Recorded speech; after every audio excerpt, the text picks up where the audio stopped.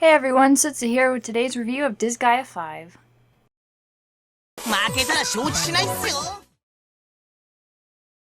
Please be aware that I received review code for this game, however no money has changed hands. Thus all opinions are my own.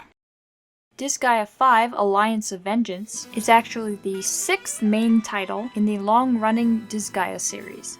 It really exemplifies the idea of, if it ain't broken, don't fix it. While there certainly have been a lot of additions and changes made, the core gameplay of the series has remained relatively unchanged over the years. Like most turn-based strategy RPGs, the general idea of the game is to strategically move your characters around and defeat the enemies. Yeah, sure, sometimes you'll get other tasks to perform in the game, but 9 times out of 10 you're gonna be just killing everything you can see. Not that complicated.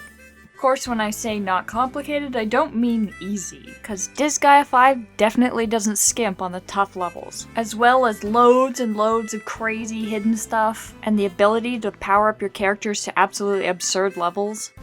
Disgaea was one of the first, if not the first, series that allowed your characters to do millions and millions of points of damage. Of course, getting to this point requires a significant amount of time, but once you start seeing those numbers climb like crazy, you realize it was all worth it.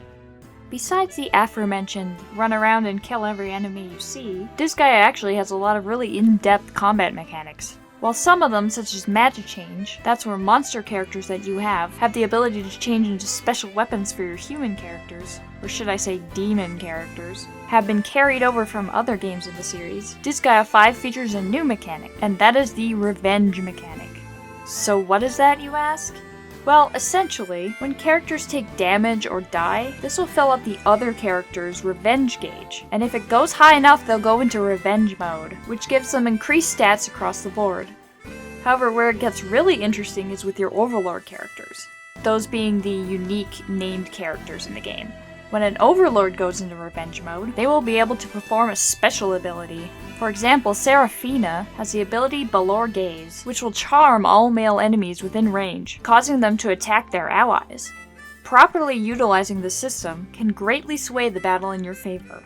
Of course, the flip side of all of this is that enemies can also use the revenge system, so you'd better be careful when you decide to start swinging that sword around. Another change in the game comes in the form of squad management.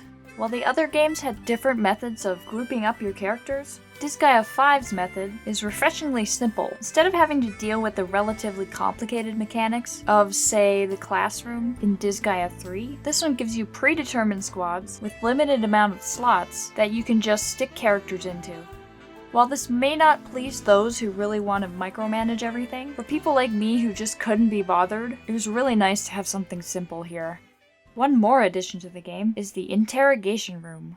Occasionally when beating enemies in a stage, you will capture them and they will be added to the interrogation room. When there, you will need to perform a variety of actions in order to reduce the enemy's SP down to 0.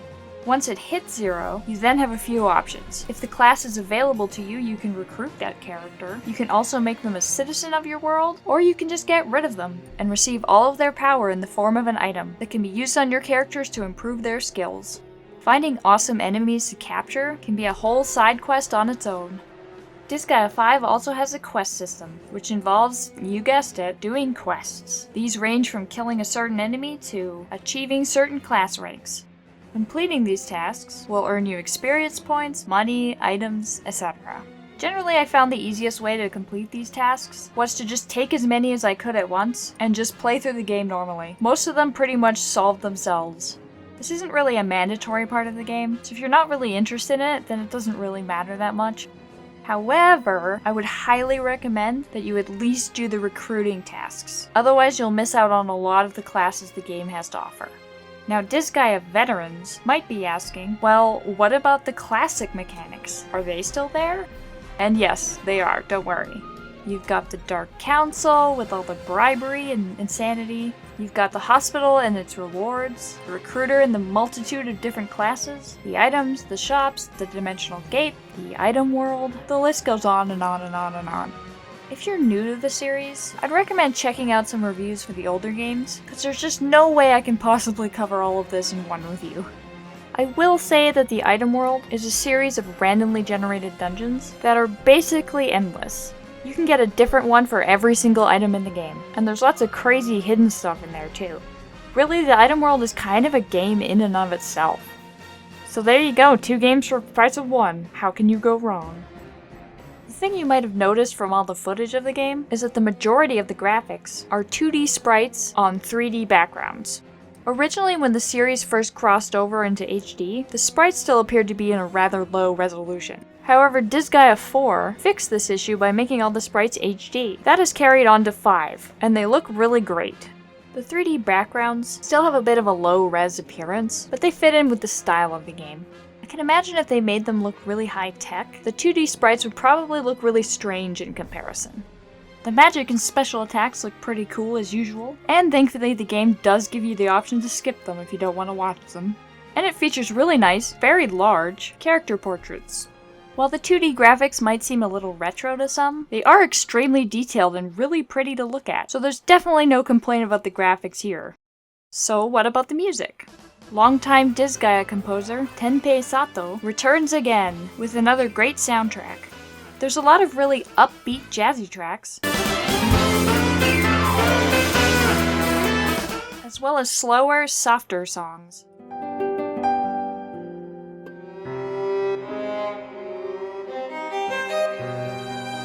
One of these softer songs is one you'll hear at most of the game, in the main hub world.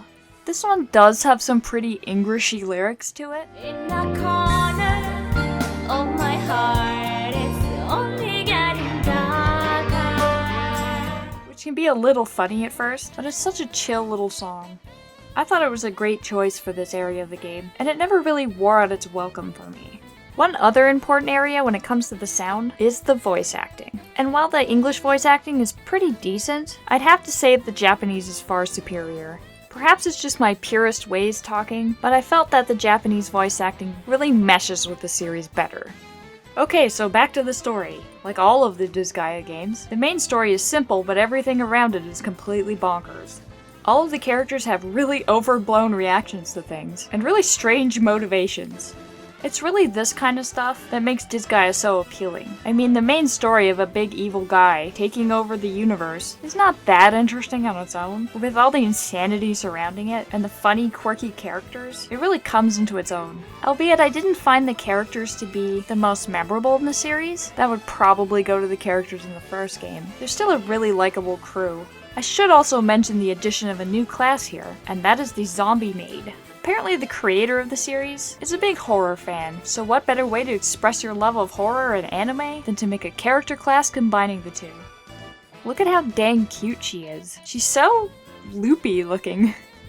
One other interesting tidbit is that Disgaea 5 doesn't feature characters from the other games. Most of the other games in the series would often feature cameos of characters from the other titles. The only recurring character here is Asagi. The others are just playable DLC.